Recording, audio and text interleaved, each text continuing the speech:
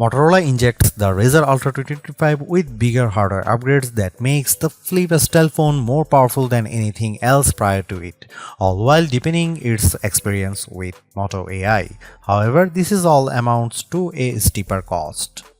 Motorola had two back-to-back successes with Razr Plus 2023 and Razr Plus 2024, so the company is clearly on the right path when it comes to making some of the best foldable phones around. This year, however, Motorola is shaking up the lineup by introducing three new models: the Razr 2025, the Razr Plus 2025, and Razr Ultra 2025. The Plus is no longer the premier flagship model in the lineup, as the new Razr Ultra 2025 now occupies that top position, boasting a more powerful chipset, a bigger battery, more storage and RAM, a larger main display, Moto AI features out of the box, and more. However, it commands a higher cost that catapults it into flagship territory alongside phones like the iPhone 16 Pro Max and Galaxy S25 Ultra. That's why I want to explain what kind of value this new ultra foldable offers despite costing more with my Motorola Razr Ultra review. With the new moniker, it's no surprise that the Ultra ups the ante with its higher $1,299 starting cost. That's a premium $300 over the Razr Plus 2024 and puts the Razr Ultra firmly into the flagship phone category. I won't say yet if the higher price point is valid, but just know that it has double the storage of the Plus at 512GB, more RAM, a bigger 4700 mAh battery, a premium chipset, and faster charging speeds. Additionally, it's really nice that you have more color options to choose from this time. You get a choice between Pantone Rio Red, Pantone Mountain Trail, Pantone Cabaret, and Pantone Scarab. I have got the latter, which features a sweet-like Alcantara finish. While some would argue this is the most premium option of the bunch, I prefer the Pantone Mountain Trail version with its wooden finish. Motorola hasn't made any drastic changes with the design of the Razr Ultra 2025 since it bears many of the same design aesthetics as last year's Razr Plus 2024. For a flip-style phone, it's still a charming design with its thin construction, although it's a touch thicker, wider and heavier than its sibling in the Razr Plus 2025. The hinge, too, feels more substantial because it's reinforced with titanium. In addition to the gapless design as before, the crease in the middle of the display isn't as deep as before, even if it's still visible at just the right angle. More importantly, I really like the snappier response of the hinge, which is not as stiff as last year's Razr Plus 2024. For a phone that folds, it still feels incredibly sturdy, which is backed up by its IP48 rated construction, but I'm not confident that the Alcantara will hold up as well as some of other finishes. Not only do I worry about it staining, but I also wonder if it will fade with frequent wireless charging. Apart from the new finishes, the only other design changes involves the addition of the AI key on the left side of the phone. While the design remains largely unchanged, the new hinge design and additional finishes continue to make it charming amongst foldables. It's a minor size upgrade in my opinion, but the Razr Ultra 2025 now packs a 7-inch Super HD AMOLED display. That's a mere 0.1-inch increase over display size in the Razr Plus 2024 and 2025. First of all, I will say it's a good looking display complete with wide viewing angles, bright colors and tons of details. And while the 22:9 aspect ratio doesn't interfere with how I generally use the phone, it does sort of make the video watching experience a bit odd, largely in part of how standard 16:9 videos have gaps on the left and right sides. I could perform a zoom to get videos to fill the entire screen, but then it crops a lot of the top and bottom. Thankfully, it's still brilliant looking with its peak brightness output of 1835 nits. This actually comes up short compared to the record-setting mark of 2158 nits achieved by the Razr Plus 2024, but it's still incredibly bright by today's standards. In fact, few phones have exceeded 2000 nits in our lab testings. On the outside, it will feature 4.0-inch POLED display with a resolution of 1272 by 1080 pixels. It's sharp and detailed and allowed me to better use the phone one-handed. Due to how it can run any app in full screen mode, I really love this, even though the camera lens can sometimes cover up parts of an app I need to access. Just as before, there are tons of personalization options and the ability to place it in one of its flex modes to access its desk display mode. I wasn't a fan of the switch Motorola made with the Razr Plus 2024 since it dropped the ultra-wide camera in favor of a telephoto one with 2x optical zoom, but I'm glad that Motorola has gone back to that setup with the dual camera setup on the Razr Ultra 2025, which consists of a 50 megapixel main camera paired with a 50 megapixel ultra-wide camera. Flip phones such as this are meant for blogging, so ultra-wide cameras are valued for this exact reason when it's paired with the outer screen for recording video. While there is an upgraded 50 megapixel selfie camera embedded into the main display, I still love being able to use the better rear cameras paired with the outer screen. This makes selfies and blogging much easier.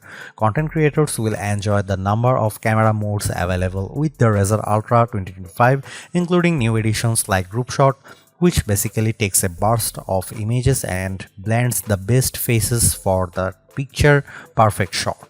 As much as I like using Pro mode to tweak the camera settings to my hiking, it's only for photos and not videos. Plus, it's missing a portrait video mode that other similar priced phones offers. Here are some camera samples of the Motorola Razr Ultra 2025.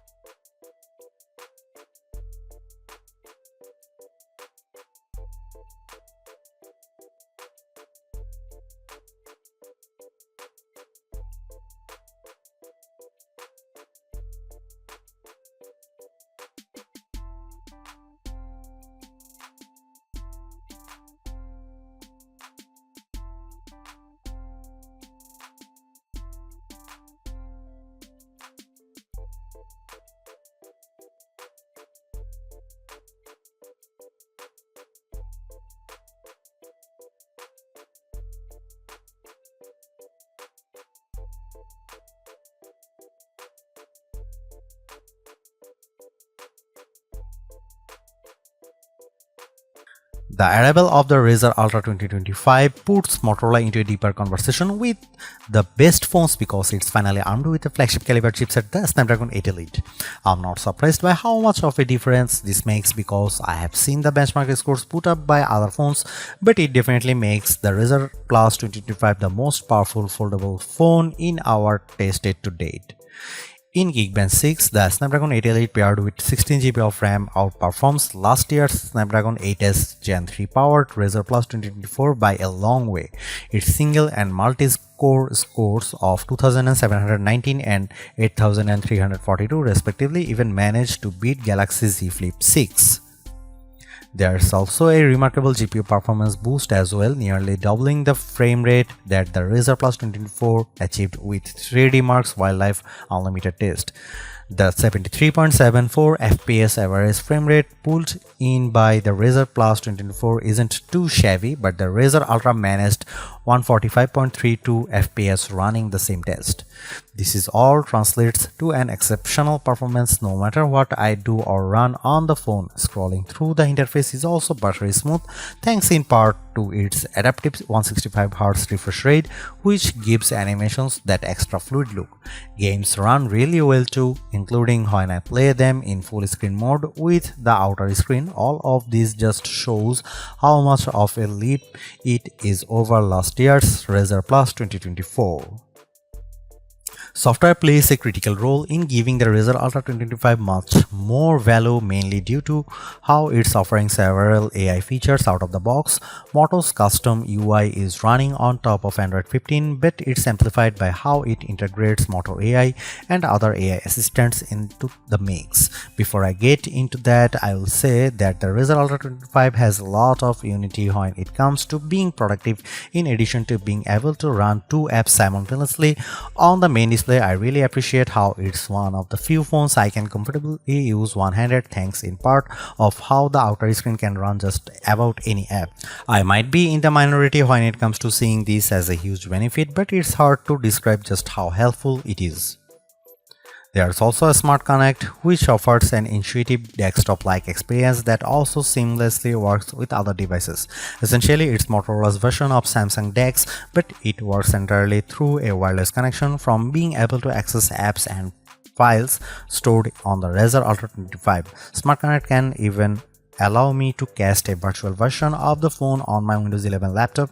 This is all fantastic, but I just wish it could work through USB-C as opposed to doing it just wirelessly. With a wired option, I would be able to directly connect my X-Real AR glasses to it for an even better experience. I am even happier to see that Motorola's in the AI race now, because Motorola AI is available right from the start. The company's been working on this for a while now, starting off as a beta with the Razr models last year and finally revealing it in full here. Some of the Moto AI tools can be quickly launched by pressing the dedicated AI key on the side of the phone, but the full suite is accessible by running the dedicated Moto AI app. These Moto AI tools consist of Catch Me Up, Pay Attention, and remember this, Catch Me Up uses AI to give me a helpful summary of my notifications. Pay Attention is a voice recorder that will transcribe and summarize recordings, and remember this allow me to save screenshots, photos and more for me to recall later. Over on the creative side, I really like the suite of tools that Moto AI offers, which is more or less the same stuff I have seen with Apple Intelligence, Galaxy AI and Google AI. For example, Image Studio lets me generate images through a text prompt, which I am happy to say manages to create realistic images when I asked to generate Teenage Mutant Ninja Turtle fighting black cats. Meanwhile, Sketch to Image uses AI to take my crude drawings and generate finer, more detailed images. However, many of other AI-assisted photo editing tools I have come to use aren't handled by Moto AI at all. Instead, it leans on Google Photos to perform tasks such as removing unwanted subjects and re-imaging images. Likewise, it also incorporates Google Gemini and Perplexity to perform more advanced requests, but you only have access to them for 3 months, which you will then need to pay subscriptions to continue accessing their advanced features.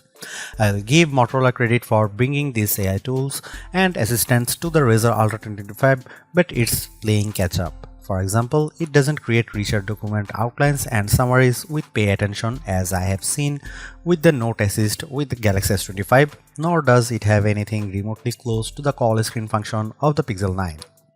Despite this, it's a good starting point for keeping the Razr Ultra 2025 in the game when it comes to AI features. It just needs more of them at this point to match the utility that its rivals offer.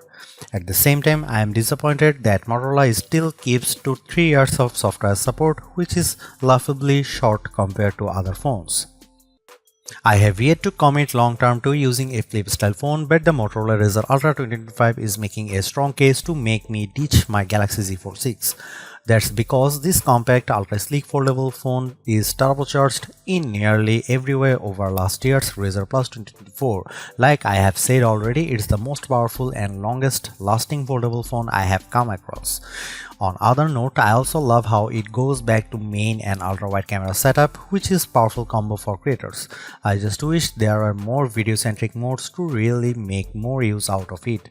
At the same time, the new Moto AI features help to diversify its experience, but it doesn't come close to matching the robust set offered by the Galaxy Z Flip 6.